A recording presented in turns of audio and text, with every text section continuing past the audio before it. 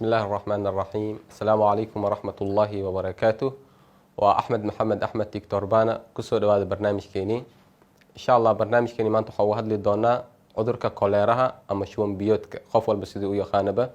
أنت أنا أقول لي مركو برنامج كيني وحا مهمة إن أن أوغانو شون وحلقها مركو هو رئيس شون وكرديدة تيرادة إيو جلعسنان تسحرادة تاسو أهان كرتا إن بدن أو جلعسن أو بيبيئة hal mar ama labo mar oo in yar oo biyo ah ma ahan shuban mana loo baahna in loo qaato daawo.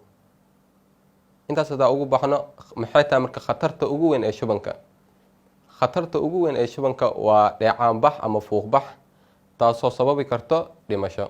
calaamadaha lagu garto shuban biyoodka waxaa ka mid ah indhaha oo godgala, ilin la-aan. tusaale kale cunuga markuu oynayo waxaa la arkaa ilin inaysan ka imaanin, daciiftinimo, dabartaro, miisaanka qofka oo hoos u dhaca, qofka bukaanka indhihiisa oo godgala iyo waxyaabo kale ayaa calaamad u ah koleeraha ama shuban biyoodka.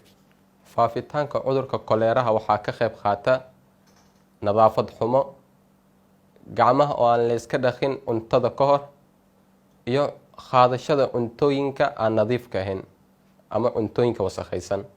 waxyaabaha loogu hortago shuban biyoodka waxaa ka mid ah qofka inuu isticmaalo biyo nadiif ah, uuna ku isticmaalo weel nadiif ah, uuna ku keydsado weel nadiif ah.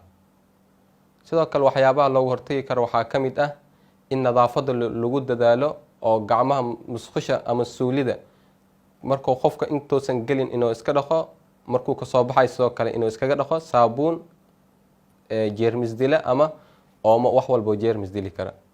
sidoo kale waxaa ka mid ah qofka waalidka inuu kala fogeeyo caruurtiisa midka koleeraha qaba ama shuban biyoodka qaba, inuu ka fogeeyo midka ka caafimaadka qaba.